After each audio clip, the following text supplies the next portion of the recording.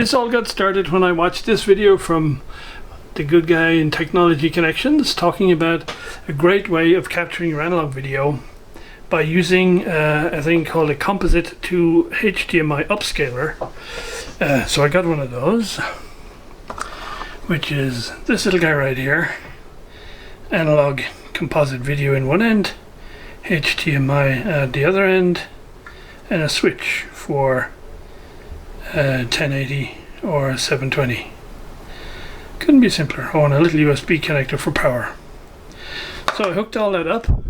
The other thing you then need is a HDMI to USB. So it's got, and this is usually used for gamers, so it's got HDMI in, HDMI out, and a USB out to the PC. And the general idea, the target customer for these is gamers who want to capture their games as they play them and then upload them. However, obviously for my purpose of capturing videos, it worked just fine. So my main interest to first capture was a bunch of NTSC videos, which are these guys right here, which was the set of Bob Benedetto's design and construction of an archtop guitar. And when I first got into guitar, messing around with building guitars, this was kind of my Bible. I watched these things so many times, I lost count.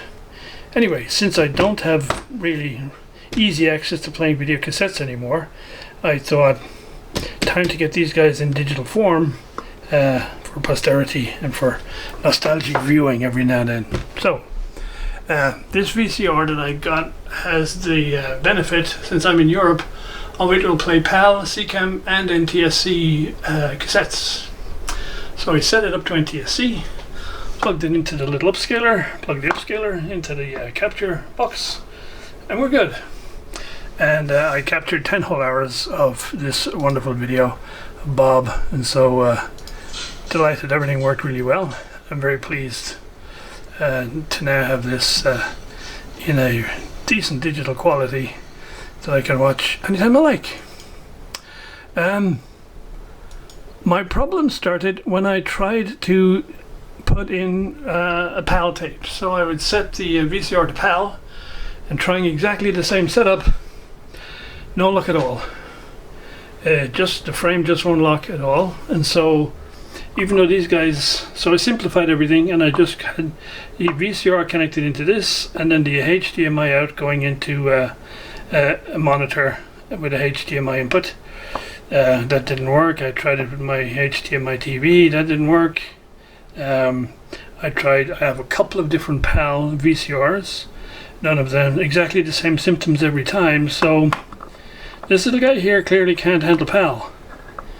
I busted this thing open. There's nothing inside that would let you change options or anything, and when I look at them online,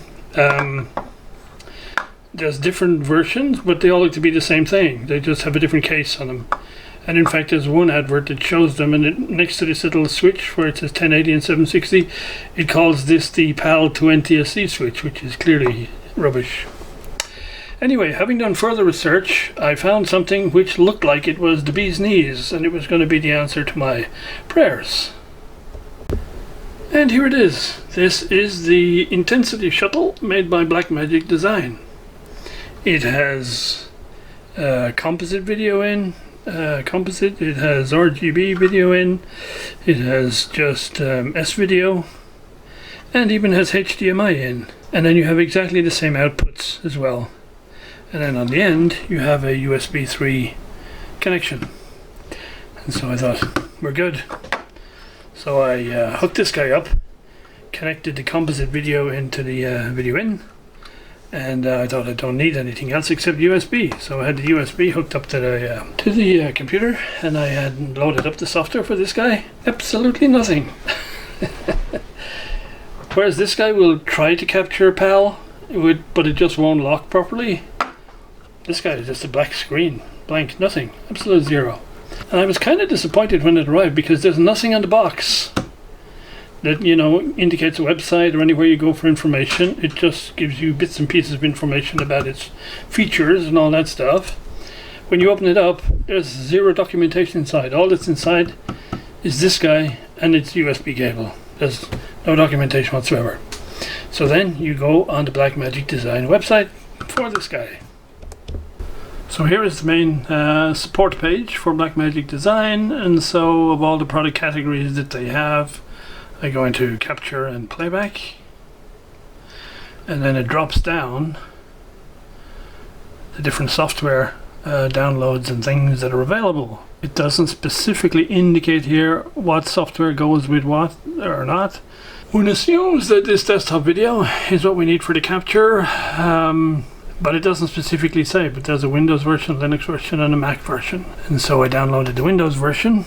Once I got to the point where I was just having a black screen with this thing, and I find out that, okay, this is not designed to deal with the output of a regular VCR. The regular VCR has a, what you'd call, I guess, a sloppy signal structure that comes out of it in terms of line sync and frame sync and all that stuff. Whereas this guy needs to have everything spot on before it will work. And so, to do that, you need another little gadget. Which is, you get the sense here that we're going down the rabbit hole. Anyway, after more research, I found out what I needed, or what I think I need, and so we'll go and have a look at that.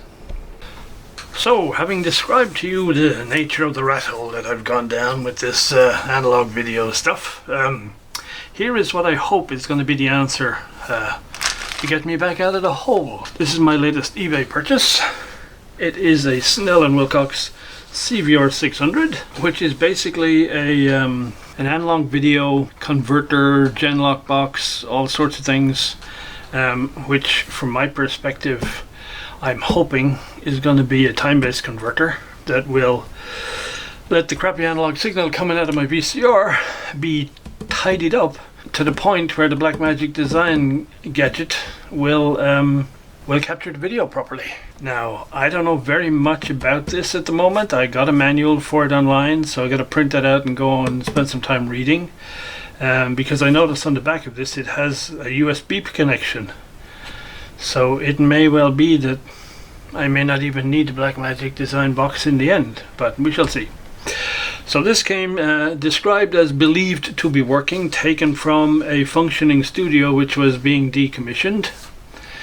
I don't really see any severe wear marks on it at all, and it even has the little protective film over the display here, and so hopefully all is well. It came with the rack mount ears, which I probably won't be needing at all, and yeah, so I gotta go away, so I'm gonna just have a quick look inside just to make sure there's nothing burnt up because yeah, believed working. Could be, because the seller generally believed it was working, but it may or may not. We shall see. I'll have a look inside. If it looks okay, we will juice it up at some point. One immediate challenge is all of the inputs and outputs to this are via standard BNC connectors. No RCA phonos or anything like that. So I'm going to have to make up a bunch of cables before I can even use this thing. It says you can power it directly from AC, 100 to 240 volts, which is nice, or 12 volt DC at 1.5 amps. So yeah, all sorts of options, and hopefully this is the gadget that's going to get me to be able to capture all my PAL video as well as the NTSC stuff that I already captured successfully. And let's have a look inside.